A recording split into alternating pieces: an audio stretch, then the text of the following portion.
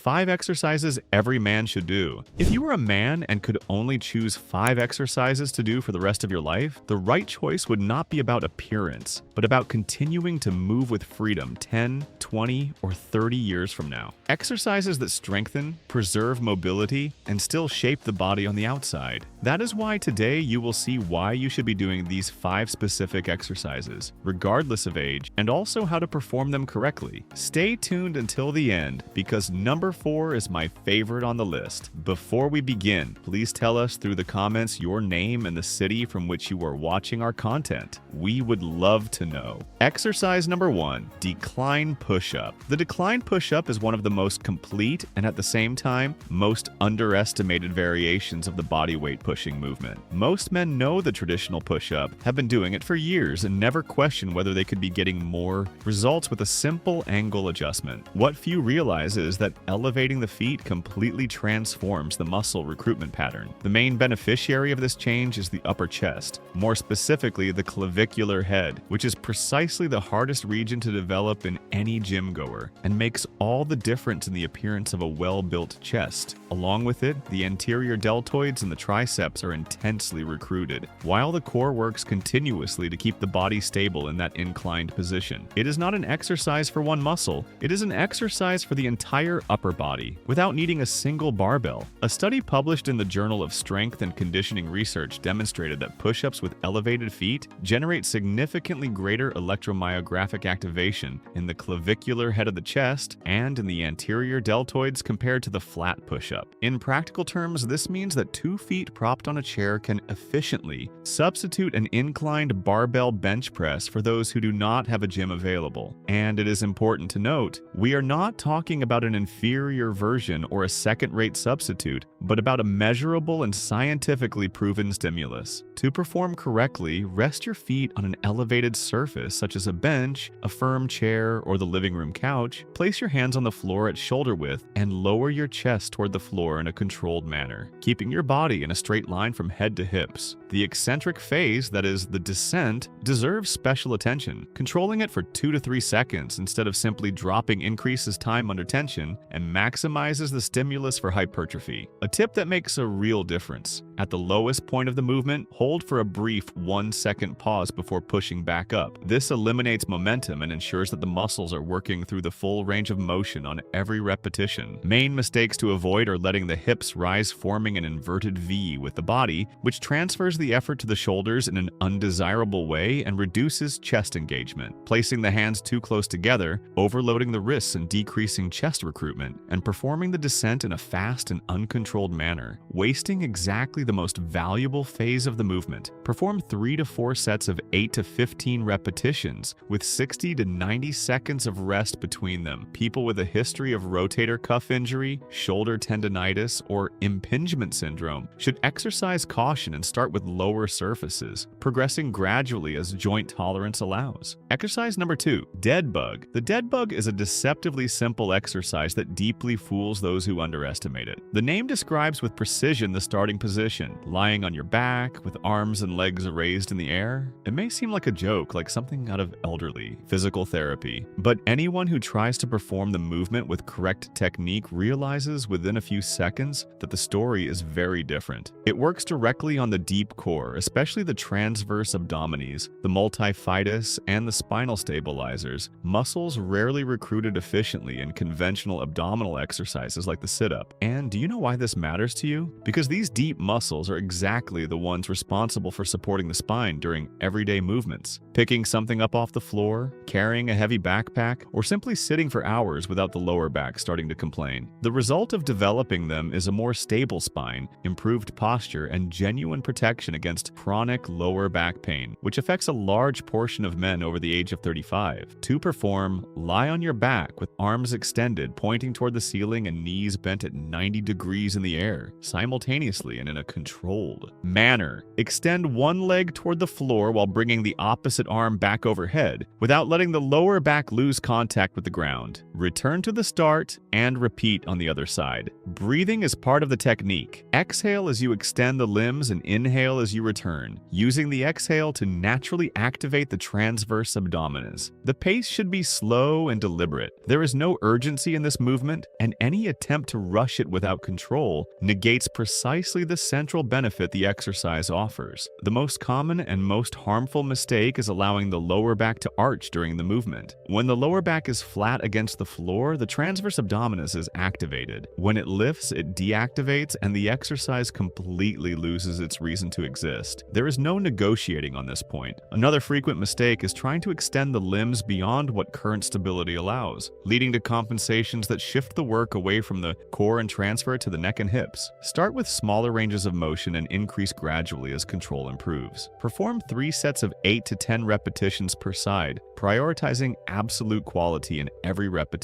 Individuals in the acute phase of a lumbar disc herniation should consult a healthcare professional before including it in their routine, since the movement requires fine control of intra-abdominal pressure. Exercise number 3, farmer's carry. The farmer's carry is, without exaggeration, one of the most functional and complete exercises that exist, and also one of the most neglected inside modern gyms. While most men seek isolated machines for each muscle, this exercise does the opposite. It recruits everything at once without asking for permission. The trapezius, the deltoids, the spinal erectors, the core, the forearms, the glutes, and the leg musculature are all activated simultaneously while you simply walk carrying weight. It is exactly the type of movement the human body was designed to perform throughout its entire history, and exactly the type of movement that most people stopped doing when life became sedentary. Picking up 2 weights and walking with them seems simple because it is simple, but simple does not mean easy, and it definitely does not mean inefficient. The research here goes beyond the walls of the gym. A study published in The Lancet in 2015, conducted with more than 140,000 participants in 17 countries, identified that grip strength is an independent predictor of cardiovascular mortality, being more effective in this prediction than systolic blood pressure itself. In other words, the intensity of your handshake says more about your heart health than most people imagine. Can you imagine the impact of this on the way you plan your training? The farmer's carry is one of the most direct exercises to develop exactly that strength. Electromyography studies also show that this exercise activates spinal stabilizers at levels comparable to specific core exercises, with the additional bonus of working grip and functional loading at the same time. To perform, hold a weight in each hand, whether a dumbbell, a kettlebell, or even full water jugs. Keep your shoulders back and down, core braced, and walk with firm and controlled steps for 20 to 40 meters or for 30 to 45 seconds. The most common mistakes are shrugging the shoulders toward the ears, which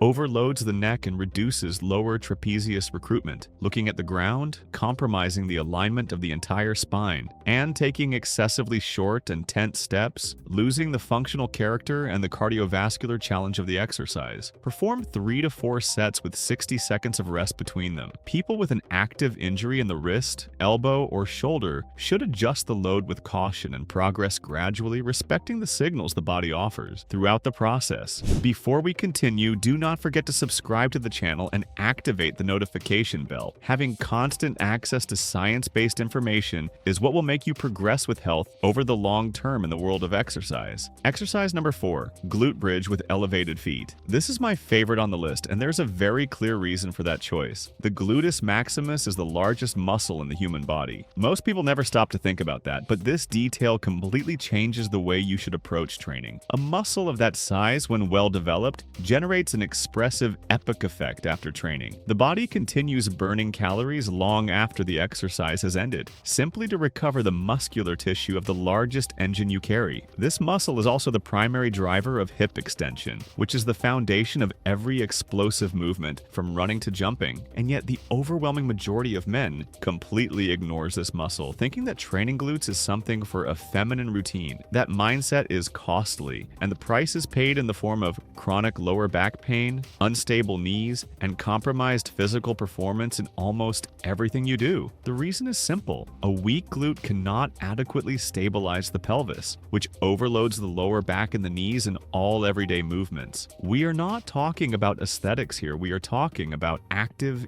injury prevention. Anyone who suffers from recurrent lower back pain or knees that cannot handle impact should look at the glutes before searching for any other culprit. The glute bridge with elevated feet is the natural evolution of the standard version and represents a real leap in terms of muscle activation. By elevating the feet on a surface such as a bench or a chair, the working angle changes and the hamstrings become much more demanded alongside the gluteus maximus, creating a dual stimulus that the floor version simply cannot replicate. The glutes work through a greater range of motion, and the hamstrings must actively contribute to supporting the body weight in the elevated position, strengthening the entire posterior chain in a more efficient and integrated way. To perform, lie on your back and rest your heels on the elevated surface with your knees bent at approximately 90 degrees. Push through your heels, raise your hips until they form a straight line from knees to shoulders, and contract the glutes with force at the top, holding for 2 to 3 seconds before descending with full control. That detail of the active contraction at the highest point is what separates the exercise done from the exercise truly utilized. The main mistakes to avoid are the knees caving inward during the movement, the hips rising beyond what is necessary, causing hyperlordosis in the lower back, and the absence of active glute contraction at the top of the movement. Perform 3 sets of 10 to 15 repetitions, or in the isometric version, 3 sets of 45 to 60 seconds of sustained hold. People with acute pain in the knee or lower back should adjust the elevation angle of the feet and reduce the range of motion before progressing. Exercise number 5, Bulgarian split squat. The Bulgarian split squat is widely considered one of the most complete unilateral exercises for the lower body, and that reputation has support in both practice and science. It works the quadriceps, the glutes, the hamstrings, and the ankle and knee stabilizers with intensity. But it does something more that most bilateral exercises simply cannot. It exposes asymmetries between the two sides of the body. You can barbell squat for years without realizing that one side is significantly stronger than the other, because the dominant side compensates for the weaker one at all times in an almost invisible way. The Bulgarian split squat does not allow for that cheating. If there is a difference between the sides, it shows, and you finally have the chance to correct it. To perform, rest the top of the rear foot on an elevated surface, position the front foot at an appropriate distance, and descend in a controlled manner until the front thigh is parallel to the floor, keeping the torso slightly inclined forward and the knee aligned with the foot. A valuable tip: before adding any external load, master the movement with body weight alone. The proprioception demanded by this exercise is high, and attempting to use dumbbells before the movement pattern is consolidated is a direct recipe for an unnecessary injury. When the movement is fluid and stable, add load gradually, increasing repetitions before increasing weight. The main mistakes to avoid are the knee caving inward during the descent, performing the movement quickly without control of the eccentric phase, and incorrect positioning of the rear foot, which places unnecessary stress on the knee when the top of the foot is not properly supported on the surface. Perform 3 to 4 sets of 8 to 12 repetitions per side, with 60 to 90 seconds of rest between them. People with an active anterior knee injury or patellar chondromalacia should exercise caution, initially reduce the range of motion, and progress gradually as the knee responds well to the stimulus. These 5 exercises already form a solid foundation on their own, but if you want to round out a truly complete routine, we have brought 2 bonus exercises that perfectly complement everything you have just seen. Bonus exercise number 1, mountain climber. If you have made it this far, you already have in hand exercises that cover the upper body, the deep core, functional grip strength, and the complete posterior chain. But there is one piece still missing from the puzzle, a movement that integrates cardiovascular conditioning with strength training without needing a treadmill, a rope, or any equipment. The mountain climber fills exactly that gap and does so in a smart and efficient way. The mountain climber combines strength, cardiovascular endurance, and core stability in a single continuous movement, being one of the most efficient exercises in terms of cost-benefit per time invested. The plank position demands that the shoulders, core, and glutes work isometrically to keep the body stable, while the legs alternate in a dynamic movement that recruits the hip flexors, the abdominals, and the adductors with every repetition. The result is an exercise that rapidly elevates heart rate and conditions the stabilizing musculature at the same time, without you needing to leave the spot. To form, position yourself in a high plank with arms extended, hands aligned below the shoulders and body in a straight line from head to heels. Pull one knee toward your chest in a controlled manner, return and repeat with the other side, alternating at a steady pace. The critical point of execution is the hips. They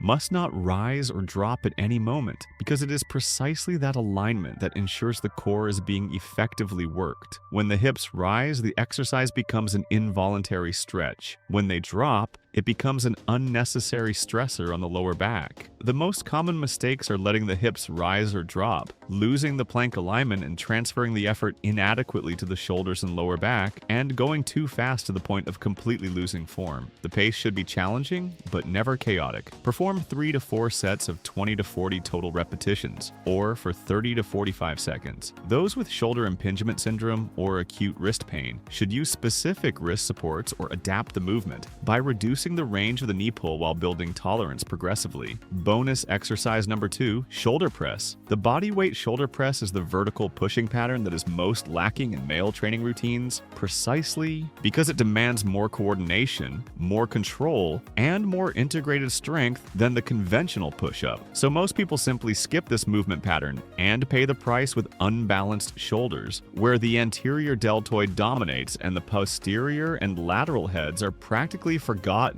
The shoulders are an extremely complex joint that needs balance between all of its portions, anterior, lateral, and posterior. Exercises like the decline push-up, which you have already seen, work primarily the anterior deltoid. The vertical pressing movement in turn recruits all heads with much more balance, in addition to the triceps and the lower trapezius, which is fundamental for postural health and for functional shoulder strength throughout life. To perform the pike push-up variation, start from a high plank position, raise your hips until your body forms an inverted V, bend your elbows pointing them slightly outward, and lower your head toward the floor in a controlled manner without letting the elbows flare out excessively. Push through the shoulders to return to the starting position. As strength increases, elevate your feet on a surface to intensify the load on the shoulders, progressing gradually until you master the movement with more of your own body weight on the joint. The main mistakes to avoid are not descending with enough range of motion, since a half repetition does not deliver even half the benefits of a complete one. Letting the elbows flare too wide, which transfers the effort from the deltoid to the chest and completely changes the nature of the exercise, and the hips dropping during the movement, losing the angle that makes the execution effective. Perform 3 to 4 sets of 6 to 12 repetitions, adjusting the angle of inclination according to level. If you enjoyed this and want to also discover another exercise widely practiced in communities across Asia to reverse years of neglect toward one's own body, we have left a video appearing right now on the screen showing each one of them in more detail. Do not miss it. Thank you for watching all the way to the end, and may God bless you, my friend.